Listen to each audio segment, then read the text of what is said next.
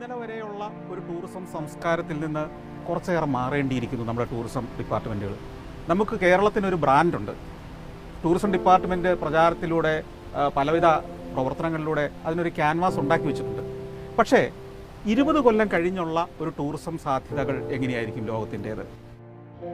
പ്രിയമുള്ളവരെ, അടുത്ത് കഴിഞ്ഞ ദിവസങ്ങളിലായിട്ട് നമ്മൾ പത്രമാധ്യമങ്ങളിലൊക്കെ ശ്രദ്ധ പിടിച്ചു പറ്റിയൊരു വലിയൊരു വാർത്തയാണ്. പ്രത്യേകിച്ച് നമ്മുടെ മലബാറിനെയും മലപ്പുറം ജില്ലയും കോഴിക്കോട് ജില്ലയും ബന്ധിപ്പിക്കുന്ന ഒരു ജലപാത, വളരെ സൗന്ദര്യമുള്ള ജലപാത. ആ വാർത്ത കണ്ടപ്പോഴാണ് എനിക്കും ഓർമ്മ വന്നത്. കാരണം എൻ്റെയൊക്കെ കുട്ടിക്കാലത്തെ ഒരു വലിയൊരു ശതമാനത്തോളം സമയങ്ങൾ ഈ കനോലി കനാലിൻ്റെ ഓരങ്ങളെ ചാരിയിട്ട് കഴിഞ്ഞു പോയ കാലങ്ങളുണ്ട്. മറ്റൊന്നുമല്ല, എൻ്റെ എളാമാൻ്റെ വീട് ഇവിടെയാണ്. എളാപ്പാൻ്റെ ഭാര്യ വീട് ഇവിടെയാണ്, ചേലാമ്പ്ര. ഈ ചേലാമ്പ്രൻ്റെ എന്താ പറയുക, പുല്ലിപ്പറമ്പ്. പുല്ലിപ്പറമ്പ്. എളാപ്പാൻ്റെ മകന് ഫഹദാണ് കൂടെ ഉള്ളത്. ഇവരൊക്കെ ചെറുപ്പകാലങ്ങളുടെ ഭൂരിഭാഗം ഇവിടൊക്കെ കഴിഞ്ഞു പോയത്. അപ്പം ഈ ഭാഗങ്ങളെ പറ്റിയുള്ള ന്യൂസ് വന്നപ്പോൾ ഈ ഭാഗം പല ആളുകളും നമ്മളെ മലപ്പുറം ജില്ലയിലുള്ള, അതുപോലെ തന്നെ ഈ തൊട്ടടുത്തുള്ള യൂണിവേഴ്സിറ്റി പ്രദേശങ്ങളിലെ ആളുകളൊന്നും കാണാതെ പോയ സ്ഥലങ്ങളാണ്. വളരെ സൗന്ദര്യമുള്ള, അതുപോലെ തന്നെ ഗൃഹാതുരത്വം ഉളവാക്കുന്ന രൂപത്തിലുള്ള ഒരു വെനീസിൻ്റെ കഥകളൊക്കെ പറയുമ്പോൾ അനുഭവിക്കുന്ന പ്രതീതി ഉണ്ടല്ലോ. ജലപാതയിലൂടെയുള്ള കച്ചവട വ്യാപാര സംസ്കാരം ഒരു കാലത്ത് നമ്മുടെ മലപ്പുറം ജില്ലയെയും കോഴിക്കോട് ജില്ലയിലേക്ക് ബന്ധിപ്പിച്ചിരുന്ന ഒരു വലിയൊരു കച്ചവട സംസ്കാരത്തിൻ്റെ ഒരു പാതയായിരുന്നു ഈ പുല്ലിക്കടവ്. പിന്നെ അതൊക്കെ പാത ഇത് ചരക്കടവിലാണ് ഞങ്ങളിപ്പോൾ നിൽക്കുന്നത്. ചരക്കടവുണ്ട്, പിന്നെ പാറക്കടവുണ്ട്, പുല്ലിക്കടവുണ്ട്, തയ്യിലക്കടവ്. ഈ പേരുകൾ എന്നൊക്കെ നമുക്ക് മനസ്സിലാക്കാൻ പറ്റും. ഒരുപാട് കടവുകളായിരുന്നു. നമ്മൾക്കും അറിയാം, നമ്മളെ തിരുവങ്ങാടി പ്രദേശത്ത് ചെമ്മാടിന് പാറക്കടവ് എന്ന് പറഞ്ഞാൽ നമുക്കറിയാലോ. ഈ കടവുകളെ സംബന്ധിച്ചിട്ടായിരുന്നു കച്ചവട സംസ്കാരങ്ങളും കച്ചവട വ്യാപാര മേഖലയൊക്കെ വലിയ സജീവമായിരുന്നു. ഞങ്ങൾ വരുന്ന വഴിയിൽ തന്നെ നമുക്ക് കാണാൻ പറ്റി അല്ലേ, ഒരുപാട് ഈ നിരപ്പലകെട്ട കടകളുണ്ടല്ലോ. ഉൾപ്രദേശങ്ങളിൽ ഒരുപാട് ചെറിയ ചെറിയ പട്ടണങ്ങളുടെ സംസ്കാരങ്ങൾ ഒളിഞ്ഞു കിടക്കുന്നുണ്ട്. അപ്പോൾ എന്താ വെച്ചാൽ പഴയ കാലത്തുള്ള ഈ വ്യാപാര സ്ഥിര കേന്ദ്രങ്ങളായിരുന്നു. നമ്മൾ വന്ന വഴിക്ക് എന്താ പറയുക അതിനൊക്കെ, അത് തിരുത്തി സ്കൂളൊക്കെ ഉണ്ട് അവിടെ. മുക്കത്തക്കടവ്, അതെ അതെ അതെ. ഒലിപ്രാങ്കടവിലാണ് നമ്മൾ നേരത്തെ കണ്ട. ഒലിപ്രാങ്കടവെന്ന് നമ്മുടെ ആ മെയിൻ റോഡിൽ നിന്നൊക്കെ കടന്നു കഴിഞ്ഞാൽ ഒരുപാട് പഴയ രൂപത്തിലുള്ള കടകളൊക്കെ നമുക്ക് കാണാൻ പറ്റും. അതൊക്കെ ഈ ഒരു കടവിനോടും ഈ ഒരു കനോലി കനാലിനോട് ബന്ധപ്പെട്ടിട്ട് രൂപം കൊണ്ടിരുന്ന വ്യാപാര കേന്ദ്രങ്ങളായിരുന്നു. അതൊക്കെ നഷ്ടപ്പെട്ടു പോയി. ഇനി ഇതാ ഒരു പുതിയൊരു ഉണർവ് നമ്മുടെ ഈ ഒരു കൊച്ചു പ്രദേശത്തിനും അതുപോലെ തന്നെ നമ്മളെ സംസ്കാരത്തിലേക്കും പഴയത് ഒന്നും കൂടി ഉണർവോടുകൂടി തിരിച്ചു വരുന്നതിൻ്റെ ഒരു പാതയിലാണ് നമുക്ക് പ്രതീക്ഷിക്കാം. നമ്മളിപ്പോൾ ഉള്ളത് ചരക്കടവ് നടപ്പാലത്തിൻ്റെ അടുത്താണ്.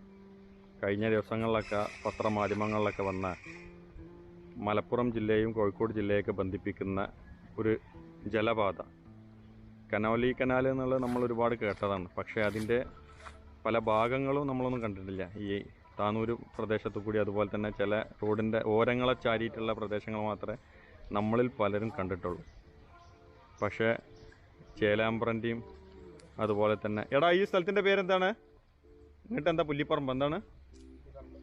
ഈ പുല്ലിപ്പറമ്പ് പ്രദേശത്തിൻ്റെ ഈ ഗ്രാമങ്ങൾക്കുള്ളിലൂടെ ഈ കനോലി കനാൽ കടന്നു പോകുന്നുണ്ട്. ആ പ്രദേശം വളരെ സൗന്ദര്യം ഉള്ള സ്ഥലങ്ങളാണ്.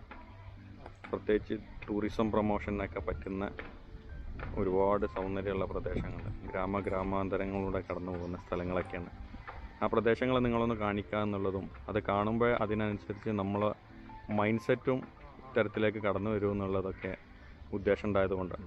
എൻ്റെയൊക്കെ ചെറുപ്പകാലങ്ങൾ നേരത്തെ പറഞ്ഞ പോലെ ഒരുപാട് ഈ പ്രദേശത്തിലൂടെ ഒരുപാട് തോണിയിൽ യാത്ര ചെയ്തും, അതുപോലെ തോണിയിൽ വരുന്ന ചരക്കുകൾ സ്വീകരിച്ചിട്ടും, ചെറിയ എരുന്തൊക്കെ ഇവിടെ വീട്ടിൽ വരുമ്പോൾ വലിയ മണൽ കൂമ്പാരം പോലെ കിടക്കുന്ന ഈ എരുന്തൊക്കെ വലിയ ബക്കറ്റിലൊക്കെ 2 റുപ്യക്കും 3 റുപ്യക്കൊക്കെ വാങ്ങിയ ഒരുപാട് പഴയ കാലങ്ങളുണ്ട്.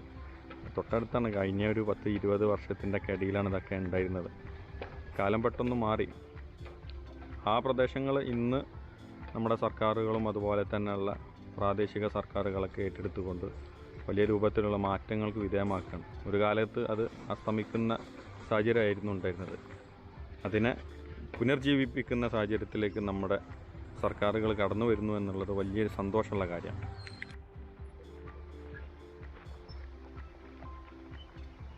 ഈ പ്രദേശത്തെ വലിയൊരു തേങ്ങ അങ്ങനെയുള്ള വ്യാപാരമൊക്കെ നടത്തിക്കൊണ്ടിരുന്ന ഒരാളായിരുന്നു പനക്കല മൈമുട്ടിയാജി. അദ്ദേഹത്തിൻ്റെ സ്ഥലങ്ങളായിരുന്നു ഇതെല്ലാം.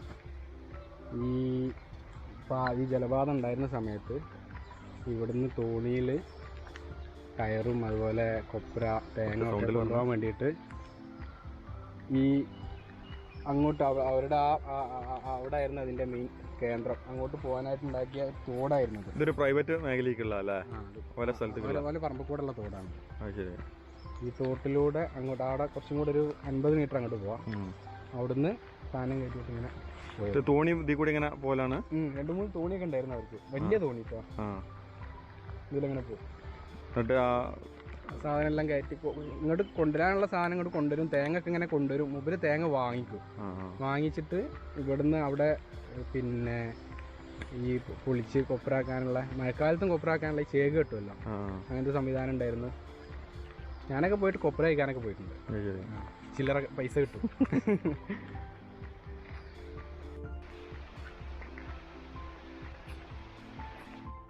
ഈ കനാല് നിശ്ചലമായതിൻ്റെ വ്യാപാരപരമായിട്ട് നിശ്ചലമായതിൻ്റെ ഒരു പ്രതീകമാണിത്.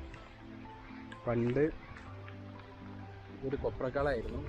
ഇവിടുന്ന് തേങ്ങ വെള്ളത്തിൽ കൊണ്ടുവന്നിട്ട് ഇവിടുന്ന് അതെല്ലാം അതിൻ്റെ പ്രോസസ്സെല്ലാം കഴിഞ്ഞ് കൊപ്പരാക്കിയിട്ട് അതേ വെള്ളത്തിൽ കോഴിക്കോട് പല ചന്തയിലേക്കും കൊണ്ടുവരുന്നതാണ്. എനിക്ക് ഓർമ്മയുണ്ട്, ഒരു 25 വർഷമെങ്കിലും ആയിട്ടുണ്ടാവും ഈ ഒരു അവസ്ഥയിലായിട്ട്. അതിന് മുമ്പ് ഇവിടെ വളരെ സജീവമായിരുന്നു. ഇവിടെ നിന്നുള്ള തൊണ്ട് പിന്നെ നാരാക്കി കയറാക്കിയിട്ടതിൻ്റെ ബാക്കിൽ തന്നെ അവിടെ ഒരു കയറുവിരി യൂണിറ്റും ഉണ്ടായിരുന്നു. അതൊന്നും കാണാനില്ല. പണ്ട് ഈ പാലം ഇങ്ങനെ അല്ലായിരുന്നു. കുറച്ച് മുളയൊക്കെ കെട്ടി അതുപോലെ തന്നെ കഴുങ്ങ് ഒക്കെ കെട്ടിയിട്ടുള്ള ഒരു നടപ്പാലമായിരുന്നു. ആ പാലത്തിന് ശേഷമാണ് ഇപ്പം ഈ പാലം നിർമ്മിച്ച നടപ്പാലമായിട്ട്. ഇത് വലിയൊരു സെറ്റപ്പിലുള്ള പാലമാണ്. പക്ഷേ അത് വാഹന ഗതാഗതത്തിന് സൗകര്യമുള്ള രൂപത്തിൽ തുടക്കമുണ്ടായിരുന്നു. പക്ഷെ അത് ചില പ്രാദേശിക പ്രശ്നങ്ങൾ കൊണ്ടൊക്കെ മിസ്സായി പോയതാണെന്നുള്ള നമുക്ക് മനസ്സിലായത്. ഈ പാലം കണ്ടാൽ തന്നെ നമുക്കറിയാം വലിയ പാലമാണ്. പക്ഷെ ഒരു നടപ്പാലത്തിനെക്കാട് എത്രയോ വലിയ രൂപത്തിൽ ഇതിൻ്റെ നിർമ്മാണം നടന്നിട്ടുള്ളത്. പക്ഷേ ഇനിയിപ്പം ഈ ഒരു സഞ്ചാരം ജലപാതമൊക്കെ വരുമ്പോൾ ഇവിടെ വലിയൊരു വികസനത്തിന് സാധ്യത വർദ്ധിച്ചു വരണം. ഈ പാലത്തിന് അത് വലിയ മാറ്റം വരും തോന്നുന്നില്ല. ഈ പാറക്കടവ് പാലം മറ്റേ പൊളിക്കുന്നൊക്കെയാണ് നമുക്ക് അറിയാൻ കഴിഞ്ഞത്. മാറ്റിയിട്ടൊക്കെ സ്ഥാപിക്കുന്നൊക്കെ കേൾക്കുന്നുണ്ട്. അതിൻ്റെ ഇളക്കുണ്ട്. അതിൻ്റെയൊക്കെ ഈ നിർമ്മാണം അതുപോലെ തന്നെ ബാക്കിയുള്ള പദ്ധതികൾക്കൊക്കെ കടക്കുമ്പോൾ എന്താ സംഭവിക്കുന്നത് പറയാൻ പറ്റില്ല. ഏതായാലും നമുക്ക് ഇതിൻ്റെ കൂടുതൽ വീഡിയോകൾ ഇനിയും പ്രതീക്ഷ. ബാക്കിയുള്ള പ്രദേശങ്ങൾ നമുക്ക് ഷൂട്ട് ചെയ്യാൻ പറ്റിയിട്ടില്ല. പാറക്കടവ് പാലം അതുപോലെ തന്നെ ബാക്കിയുള്ളതാ ഏറ്റവും ഭംഗിയുള്ള ഭാഗമുണ്ട്. അത് നമുക്ക് നെക്സ്റ്റ് വീഡിയോയിൽ ഞാൻ കാണിക്കാം. അത് നമുക്ക് ചെയ്യാം. ഇവിടെ ട്രാൻസ്പോർട്ടേഷനും ചെറിയൊരു പ്രശ്നങ്ങളുണ്ട്. ഈ കോവിഡിൻ്റെ ഒരു പ്രശ്നമുണ്ട്. അപ്പോൾ അത് അനുമതിയൊക്കെ നമുക്ക് കിട്ടേണ്ടതുണ്ട്.